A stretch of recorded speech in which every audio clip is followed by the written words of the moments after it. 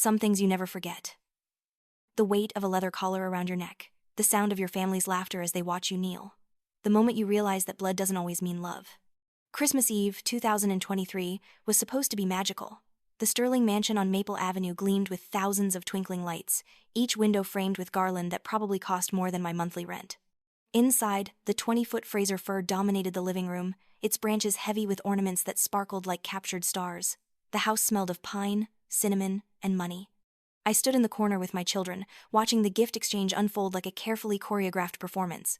Madison, my younger sister, squealed with delight as she unwrapped her third designer handbag of the evening. A Hermes Birkin, if the gasps from our gathered relatives were any indication.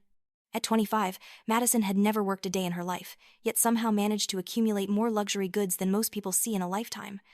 "Oh, Daddy, it's perfect," Madison cooed, throwing her arms around Richard Sterling's neck. Our father beamed with pride, his salt and pepper hair perfectly styled, his cashmere sweater probably costing more than I spent on groceries in 3 months. "Only the best for my princess," he said, loud enough for everyone to hear. Eleanor, our mother, watched from her throne-like chair near the fireplace. Even at 58, she was undeniably beautiful, her blonde hair swept into an elegant chignon, her red dress hugging curves that spoke of personal trainers and expensive spa treatments. But her eyes, those ice-blue eyes that had once looked at me with something resembling love, now held only disgust. "Nadia," she called, her voice cutting through the festive chatter like a blade. "Come here." My stomach clenched. I glanced down at my 7-year-old daughter Chloe and 5-year-old son Ethan, both clutching the small gifts I'd managed to scrape together for them. Hand-knitted scarves and books from the used bookstore. They looked so small in this vast room, so out of place among the designer clothes and expensive gifts. "Go on, Mommy," Chloe whispered, her green eyes wide with nervous anticipation. She still believed in the magic of Christmas, still thought that maybe this year would be different. I walked across the Persian rug, my second-hand dress feeling shabby among the silk and cashmere that surrounded me. Every eye in the room followed my movement.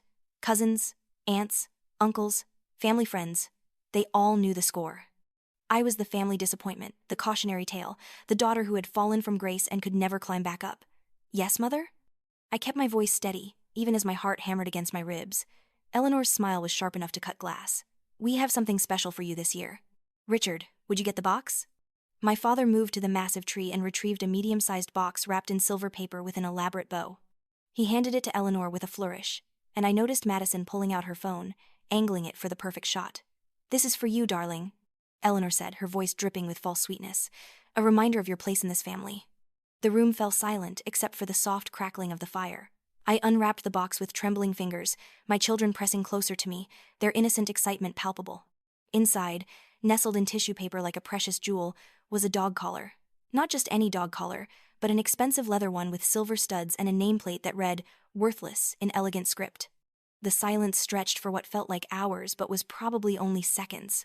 Then Madison's delighted giggle shattered the quiet. "Oh my God, that's perfect," she squealed, still recording. "Put it on, Nadia, it'll look so cute on you." Richard stepped forward, his face wearing that cold smile I'd learned to fear as a child. "Go on, sweetheart. Let us help you with that." Before I could protest, he was behind me, his hands rough as they grabbed my hair and forced me to my knees. The Persian rug scratched against my skin through my thin dress. Chloe screamed, a high, piercing sound that cut through me like a knife. Ethan started to cry, those big, heartbroken sobs that only children can produce. Eleanor rose from her chair with the grace of a queen and the smile of a predator. She took the collar from the box, her manicured fingers caressing the leather like it was made of spun gold. "This is what happens to ungrateful daughters," she said, her voice carrying to every corner of the room. "This is what happens to failures." The leather was cold against my throat as she fastened it, tight enough that I had to fight for each breath. The silver studs pressed into my skin, and I could feel the nameplate heavy against my collarbone. Around us, the family watched in stunned silence. Some looked uncomfortable, others amused. A few pulled out their phones. "There," Eleanor said, stepping back to admire her handiwork. "Much better. You look exactly like what you are." Madison lowered her phone, her face flushed with excitement. "I'm totally posting this. Everyone needs to see what a loser looks like." She typed rapidly, her fingers flying over the screen. Within seconds, I knew my humiliation would be broadcast to her thousands of followers. I knelt there on the expensive rug, surrounded by the glittering opulence of my childhood home, wearing a dog collar like some kind of perverted Christmas ornament. My children sobbed behind me, and I could feel their confusion and pain as if it were my own. But in that moment, as I knelt there with leather tight around my throat and my mother's laughter ringing in my ears, something fundamental shifted inside me.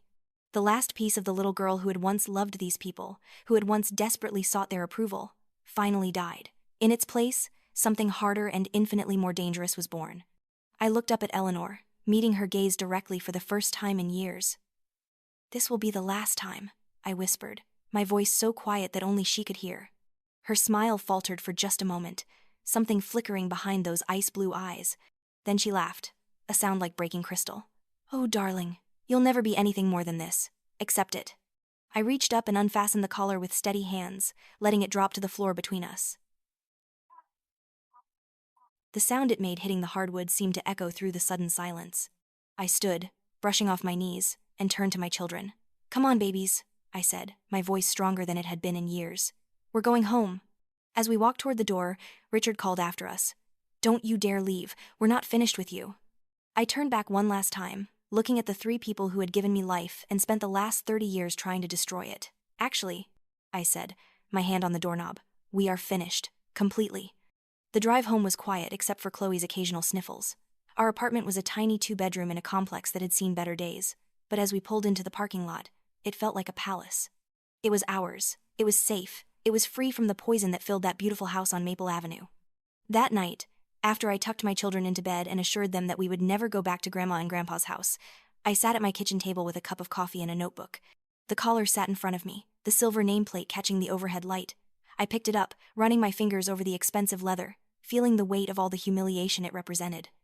Then I opened the notebook and began to write. Not a letter, not a diary entry, but a plan. A careful, methodical, devastating plan. The next morning brought a flurry of notifications on my phone. Madison had indeed posted the video, and it was spreading across social media like wildfire. The comments were a mix of outrage and mockery, but what surprised me was how many people were defending me. Strangers who didn't know my story but recognized cruelty when they saw it. I screenshotted everything, every comment, every share, every reaction, evidence, documentation. The first pieces of what would become my arsenal. Over the next 3 months, I became a different person. The old Nadia, the one who had spent 30 years begging for scraps of love from people incapable of giving it, was gone. In her place stood someone harder, smarter, more focused. I cut my long brown hair into a sleek bob and started hitting the gym at 5 a.m. every morning. I picked up a second job waitressing at Romano's, the upscale Italian restaurant downtown where the city's elite liked to be seen. It was there that I overheard Richard talking to Thomas Whitmore, the city planning commissioner, about a development deal. Something about forcing residents out of the Riverside neighborhood to make way for luxury condos. I kept my head down and my ears open, memorizing every detail. I also enrolled in a paralegal program at the community college, using the money I'd been saving for Chloe and Ethan's Christmas presents. The legal classes were eye-opening. I learned about evidence collection, about recording laws, about how to build a case. I learned that what my family had done to me wasn't just cruel, it was potentially actionable. I started visiting Riverside regularly, talking to the longtime residents who were being pressured to sell. Mrs. Rodriguez had lived in her house for 40 years and was being threatened with eminent domain. Mr. Chen's family restaurant was facing health code violations that seemed to appear only after he refused to sell. The pattern was clear, and Richard's fingerprints were all over it. That's when I learned about the annual Winter Charity Gala, the Sterling family's crown jewel event. Every February, they hosted the city's most prominent citizens at their home to raise money for underprivileged children. The irony wasn't lost on me.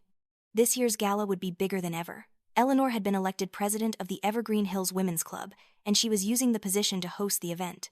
The guest list read like a who's who of the city: Mayor Davidson, Judge Patricia Holbrook, Police Chief Martinez, and dozens of business leaders and socialites. The hardest part was getting an invitation. Working at Romano's had its advantages. I had served many of the gala attendees, and I had learned that Patricia Holbrook was a regular who always sat alone and always looked lonely. Judge Holbrook was a formidable woman in her 60s, silver-haired and sharp-eyed, with a reputation for fairness that had earned her respect across party lines. It took 3 weeks of careful conversation during her weekly dinners at Romano's before I worked up the courage to mention the gala. I told her I was interested in charity work but couldn't afford the entrance fee. She studied me for a long moment with those piercing gray eyes, then surprised me by offering to sponsor my attendance. "I could use some company," she said simply, "and you strike me as someone who has things to say." She had no idea how right she was. February 14th arrived gray and cold, with the promise of snow in the air. I spent the morning at the salon, using money I couldn't afford to get my hair and makeup done professionally. The woman who looked back at me from the mirror was almost unrecognizable. Gone was the tired, defeated daughter who had knelt on that Persian rug. In her place was someone who looked like she belonged in the Sterling mansion. My dress was simple but elegant, a black cocktail dress I'd found at a consignment shop. It wasn't designer, but it fit perfectly and made me look like exactly what I was, a woman with nothing left to lose and everything to gain. Judge Holbrook picked me up at 6, her silver Mercedes purring through the expensive neighborhoods until we reached Maple Avenue. The Sterling mansion blazed with lights, every window glowing warmly against the February evening. We entered through the same front door I had fled through 3 months earlier, but this time I walked with my head high and my shoulders back. The great room had been transformed into a ballroom, with round tables set for 10 and a small stage at the far end. Ice sculptures shaped like swans graced the buffet tables, and servers in black tie moved through the crowd with trays of champagne and hors d'oeuvres. Eleanor stood near the entrance in a stunning red gown, greeting guests with the grace of a practiced hostess. She saw me before I saw her, and I watched her face go through a series of rapid changes. Surprise, anger, confusion, and finally a cold calculation. "Patricia, how lovely to see you," she said to Judge Holbrook, her voice warm honey over broken glass. Then her eyes moved to me, and the temperature dropped noticeably. "Nadia, what an unexpected surprise." "Eleanor," I replied smoothly. "Thank you for having such a beautiful event. The decorations are exquisite." Judge Holbrook watched the exchange with sharp eyes, and I could see her beginning to piece together the dynamics at play. Dinner was an elaborate affair of multiple courses and expensive wines. I sat at Judge Holbrook's table, surrounded by lawyers and city officials, listening to their conversations while keeping one eye on the Sterling family table.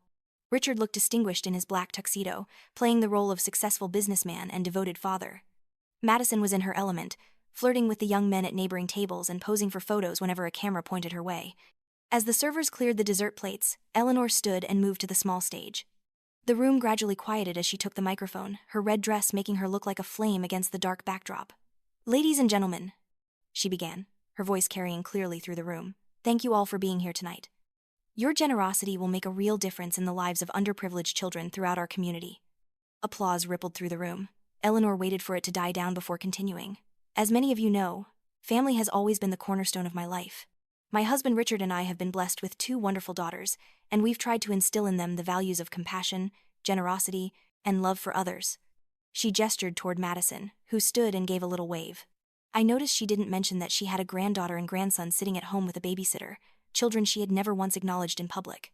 "Tonight's proceeds will go directly to the Children's Haven Foundation, which provides food, clothing, and educational support to families in need. Because no child should ever go without the basic necessities of life." The irony was so thick I could have cut it with a knife. Eleanor continued her speech, painting herself as a devoted mother and grandmother, a pillar of the community who had dedicated her life to helping others. Finally, she finished to thunderous applause. As she started to leave the stage, I stood. "Excuse me," I said, my voice carrying across the room.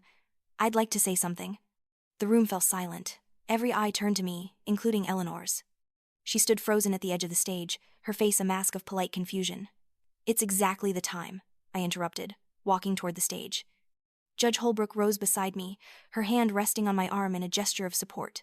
"You see, I have a story about family values that I think everyone here would find very interesting." I reached the stage and held out my hand for the microphone. Eleanor's eyes darted around the room, looking for help, for escape, for anything. But she was trapped by the very social conventions she had spent her life manipulating. She gave me the microphone with hands that trembled slightly, then stepped back. "Thank you," I said, my voice steady and clear. "My name is Nadia Sterling. I'm Eleanor's daughter." A murmur ran through the crowd. Many of them knew the Sterlings had 2 daughters, but I had been absent from public events for so long that some of the newer residents had never seen me. 3 months ago, on Christmas Eve, I sat right here in this house with my 2 children, ages 7 and 5. My mother and father had invited us to join the family celebration, and my children were so excited. They thought maybe this year would be different. Maybe this year, their grandparents would finally show them some love. I paused, letting my eyes move across the room. I could see Eleanor in my peripheral vision, her face white as paper. Richard had half risen from his chair, his mouth open in shock. Instead, my parents gave me a gift. A leather dog collar with my name engraved on it. Not my real name, of course. The nameplate read, "Worthless." Gasps echoed through the room.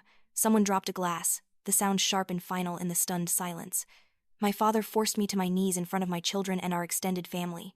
My mother fastened the collar around my neck, while my 7-year-old daughter screamed and my 5-year-old son cried. My sister Madison filmed it all and posted it on social media for her entertainment. I reached into my small clutch and pulled out my phone. With a few quick taps, I connected it to the house's Bluetooth system. The large screens around the room, meant to display the charity's promotional materials, suddenly showed Madison's Instagram post from Christmas Eve. The video was even worse than I remembered. The sound of Chloe's screams filled the room as the audience watched Eleanor fasten the collar around my neck. They heard Richard's cruel laughter, Madison's delighted commentary, and my children's heartbroken sobs. When it ended, the silence was deafening. "This," I said, gesturing to the frozen image on the screens, "is what family values look like in the Sterling household. This is the love and compassion you just heard so much about." Eleanor finally found her voice. "Those images were taken out of context," she cried, rushing toward the stage. "She's lying. She's always been jealous, always been troubled." But I wasn't finished. I tapped my phone again, and the screens filled with a new image, bank records showing large donations from Richard's company to the Children's Haven Foundation, followed immediately by equal withdrawals. The money had never actually been given to charity. "These are the charitable donations my father has been claiming for the past 5 years," I said. "As you can see, the money goes out and comes right back in. The Children's Haven Foundation exists only on paper. Not one penny has ever reached an actual child in need." The room erupted. Voices rose in anger and confusion. Several people pulled out their phones, some calling lawyers, others already posting to social media. The next image showed screenshots of text messages between Madison and her friends, planning elaborate shopping trips funded by money supposedly raised for charity events. There were photos of her wearing expensive jewelry and designer clothes while claiming poverty when asked to contribute to actual charitable causes. "My sister Madison has been running a separate scam," I continued, my voice somehow carrying over the chaos. "She's been collecting donations for various children's charities through her social media platforms, then spending the money on herself." Madison was sobbing now, her perfect makeup running down her cheeks as photographers captured every moment. The final image was a recording I had made using a tiny camera hidden in a picture frame I had forgotten at the house during a brief visit in January. It showed Richard and Thomas Whitmore discussing their plan to force out the Riverside residents, including specific mentions of bribes, intimidation tactics, and fraudulent health inspections. "And here we have evidence of my father's latest business venture," I said, "forcing elderly residents and immigrant families out of their homes through threats and corruption, all so he can build luxury condos for his wealthy friends." The recording played, capturing Richard in his own words describing elderly Mrs. Rodriguez as an old bat who needs to learn her place, and planning to have Mr. Chen's restaurant shut down on trumped-up violations. The audience listened in horrified silence as he laughed about families losing their homes. When it ended, I looked out over the room full of the city's most powerful and influential people. Judges, politicians, business leaders, society matrons. All of them staring at the Sterling family with expressions of disgust and betrayal. "I want you all to understand something," I said, my voice carrying clearly in the stunned silence. "This wasn't about money, or jealousy, or family drama. This was about showing you who these people really are when the cameras aren't rolling and the donations aren't being counted." Eleanor had collapsed into a chair, her face buried in her hands. Richard stood frozen beside their table, his mouth opening and closing like a fish out of water. Madison had given up trying to leave and was huddled in a corner, surrounded by photographers and reporters. Judge Holbrook stood and began walking toward the stage. Other guests followed her lead, rising from their tables in a show of support. She took the microphone gently from my hands and addressed the room. "Ladies and gentlemen," she said, her voice carrying the authority of years on the bench, "I think we've all seen enough evidence tonight to warrant immediate investigation into these allegations. I'll be personally ensuring that the appropriate authorities are contacted first thing Monday morning." She handed me back the microphone, and I looked out over the crowd one more time. "There's just one more thing," I said. I reached into my purse and pulled out the dog collar, the leather still glossy, the silver nameplate still gleaming. I held it up so everyone could see it. This collar was meant to remind me that I was worthless, that I would never be anything more than the family disappointment, that I should accept my place and be grateful for whatever scraps of attention I received. I looked directly at Eleanor, meeting her ice-blue eyes one last time. "But you were wrong, Mother. I'm not worthless, I'm not broken, and I'm definitely not grateful." I dropped the collar on the stage, where it landed with a sharp crack that echoed through the silent room. I hope it serves as a reminder to all of you that there are consequences for cruelty. There are consequences for treating people like they don't matter, and sometimes the people you think are powerless are actually just waiting for the right moment to show you exactly how wrong you are. I left the stage and walked through the crowd toward the exit. Judge Holbrook fell into step beside me, as did several other guests. We didn't look back at the chaos we were leaving behind. The next morning, the story was front-page news in the Herald Tribune. "Sterling Family Scandal Rocks Charity Gala," read the headline, accompanied by a photo of Eleanor's tear-streaked face and several screenshots from the evidence I had presented. The local news stations picked it up, then the regional networks, and by evening it was trending on national social media. The legal consequences came swiftly. The district attorney's office announced a formal investigation into Richard's business practices. The IRS began auditing both Richard and Madison's finances.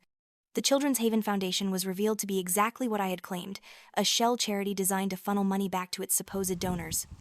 More importantly, the Riverside residents finally had the evidence they needed to fight back. The forced sales stopped immediately, and several families who had already been displaced filed lawsuits with the city. Your goats are Mrs. very Rodriguez was beautiful. able to keep her house, and Mr. Chen's Very restaurant beautiful. reopened with a clean bill of health. Eleanor was expelled from the Evergreen Hills Women's Club and resigned from every charity board she had ever served on. Her social circle, built on decades of carefully cultivated relationships, evaporated overnight. The woman who had once been the city's leading hostess became a pariah. Madison's social media empire collapsed completely. Her follower count plummeted as people realized they had been unknowingly funding her shopping habits. Several brands pulled sponsorship deals, and she found herself facing both criminal charges and multiple civil lawsuits. Richard's business empire began crumbling within weeks. Investors pulled out, contracts were canceled, and city officials who had once taken his calls refused to speak with him. 6 months later, I stood in the kitchen of a small house in the Riverside neighborhood, watching Chloe and Ethan play in the backyard through the window over the sink. It wasn't a mansion, wasn't filled with expensive furniture or priceless art. But it was ours, bought with the settlement money from the lawsuit I had filed against my parents for intentional infliction of emotional distress. Judge Holbrook had become an unlikely friend and mentor, helping me navigate the legal system and connecting me with victim advocacy groups. I had started working part-time for a nonprofit that helped families facing housing discrimination. The collar sat in a frame on my mantelpiece, not as a trophy but as a reminder. A reminder that sometimes the things meant to break us can become the very weapons we use to fight back. A reminder that dignity isn't something that can be given or taken away by others but something we claim for ourselves. My children were different now too. They had seen their mother humiliated, but they had also seen her rise again. They had learned that family doesn't always mean blood, that love doesn't always come from the people who should give it freely, and that sometimes the most important lesson you can teach your children is that they never have to accept being treated as less than they are worth. Chloe came running in from the backyard, her cheeks pink from the cold spring air. "Mommy, can we have hot chocolate?" "Of course, baby," I said, pulling her into a hug. Through the window, I could see Ethan building something elaborate with sticks and leaves, his face scrunched in concentration. As I heated milk on the stove and listened to Chloe chattering about her day at school, I thought about that night at the gala. About the moment I had stood on that stage and finally told the truth. About the collar that had been meant to symbolize my worthlessness but had instead become the catalyst for my transformation. The Sterlings had wanted to remind me of my place. Instead, they had helped me find my power. Outside, snow began to fall, light flakes drifting past the kitchen window like promise. Christmas was still months away, but when it came this year, it would be different. We would wake up in our own home, surrounded by love that was real and unconditional. We would open presents bought with money, earned honestly, and we would spend the day with people who chose to be in our lives. And somewhere across town, in a mansion that felt more like a mausoleum with each passing day, 3 people would wake up to face the consequences of their choices. They would spend their Christmas counting the cost of cruelty, measuring the true price of pride, and learning that sometimes the people you throw away are the very ones who come back to take everything you thought was yours. I poured hot chocolate into 3 mugs and called my children inside. We had a life to live, and it was going to be beautiful.